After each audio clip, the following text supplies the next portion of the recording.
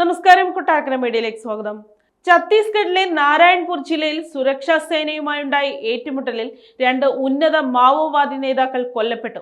40 ലക്ഷം രൂപ വീതം ഛത്തീസ്ഗഡ് സർക്കാർ തലയ്ക്ക് വിലയിട്ടിരുന്ന രാജു ദാദ എന്ന കട്ട രാമചന്ദ്ര റെഡ്ഡി, കോസദാദ എന്ന കടാരി സത്യനാരായണ റെഡ്ഡി എന്നിവരാണ് മഹാരാഷ്ട്രയോട് ചേർന്നുള്ള അബോമജ് വനമേഖലയിൽ തിങ്കളാഴ്ച രാവിലെ നടന്ന ഏറ്റുമുട്ടലിൽ കൊല്ലപ്പെട്ടതെന്ന് ഉദ്യോഗസ്ഥരെ ഉദ്ധരിച്ച് വാർത്താ ഏജൻസികൾ റിപ്പോർട്ട് ചെയ്യുന്നു.